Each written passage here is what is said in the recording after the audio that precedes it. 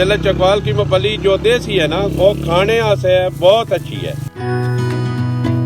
नाम मेरा नियाज हुसैन है, वैरो लखवाल दे असी रहने वाले हाँ। असी सर जी तकरीबन 18-19 साल हो गए ने काम करें। ये सर जी गड्ढने ड्रिल नाल टॉप अप एक मशीन बनी है, उस नाल गड्ढने ते गढ़ के वत इसनू बाद जिसले निकलती है इसकी असी गोडी करने वत इस नाल साड़ी बड़ी मेहनत होती है।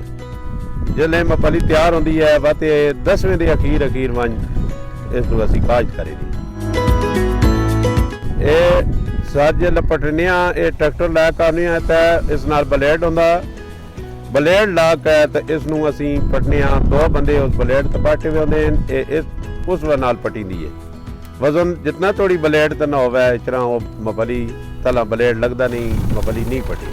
ये दाने जड़े बूटे नाल लगे होंदे ने, बूटे थल्ले लगे हुए होंदे वो नाल बात 3-4 और आदमी होंदे ने, 5-7 आदमी नाल उन्हां नू एक पोला जिहा बनाने असी ये छंड छुंड के बूटियां नू उसनू थोड़ा थोड़ा करके इकट्ठा करके एक दिन उसनू असी सुकाने दूसरे दिन वंज के थ्रेश लैने।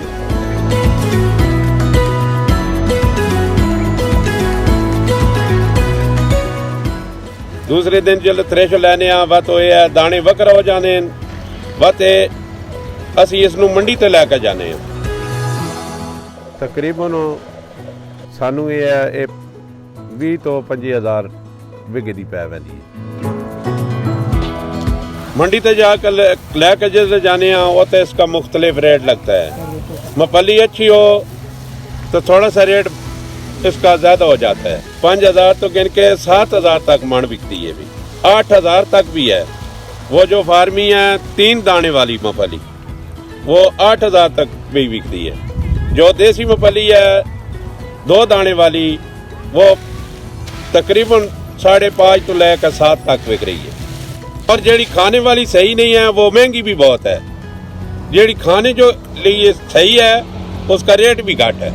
जो फार्मी मूंगफली है उसका टेस्ट जो है वो फीका फीका है, जो देसी मूंगफली है उसका टेस्ट मीठा है। खाने के लिए जो है मूंगफली वो देसी है, जो फार्मी मूंगफली है वो खाने के लिए सही नहीं है। मूंगफली चकवाल तो बहुत दूर दूर जाती है, लाहौर जाती है, पेशावर जाती है, बाहर मुल्क भी जाती है, बहुत दूर दूर जाती है। बाहर मुल्क सारे तकरीबन मूंगफली साड़ी जाती है।